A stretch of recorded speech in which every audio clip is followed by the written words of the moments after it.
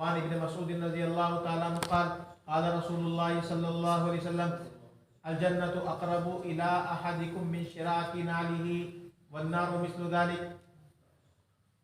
हज़रत इब्न मसूद कहते हैं अल्लाह के रसूल ने फरमाया कि जन्नत तुम में से किसी भी शख्स से उसके जूते के तस्मे से ज्यादा करीब है और जहन्नम का मामला भी यही है। यानी जन्नत और दोज़ख के साथ तुम्हारा फासला बहुत दूर का नहीं है।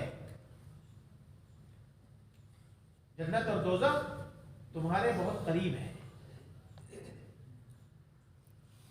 इसलिए जन्नत की तैयारी, जन्नत में जाने की तैयारी, जन्नत की नेमतों के हुसूल की तैयारी और जहन्नम के अज़ाब से बचने की तैयारी हर वक्त रहनी चाहिए।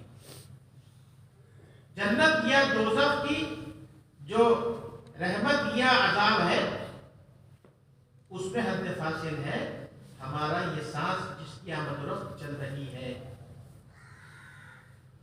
जिस दिन इस सांस की आमद-ओ-रफ्त मौकूफ हो जाती है उसी दिन से जन्नत या दोज़ख के मामलात सामने आने लगते हैं। अगर ईमान वाला है तो आलम बरज़ख के अंदर ही उसके लिए जन्नत की नेमतें शुरू हो जाती है। उसकी कब्र के अंदर खिड़की खोल दी जाती है जन्नत की, उसकी कब्र के अंदर जन्नत की हवाएं, जन्नत की खुशबू आने लगती है। ताहत निगाह उसको वसी कर दिया जाता है, मुनव्वर कर दिया जाता है। और अगर ईमान वाला नहीं है तो आलम बरज़ख के अंदर ही उसके लिए अज़ाब का सिलसिला शुरू हो जाता है। जहन्नम की खिड़की खोल दी जाती है, जहन्नम की हवाएं, जहन्नम की बदबूएं, जहन्नम के अज़ाब का सिलसिला उस पर शुरू हो जाता है।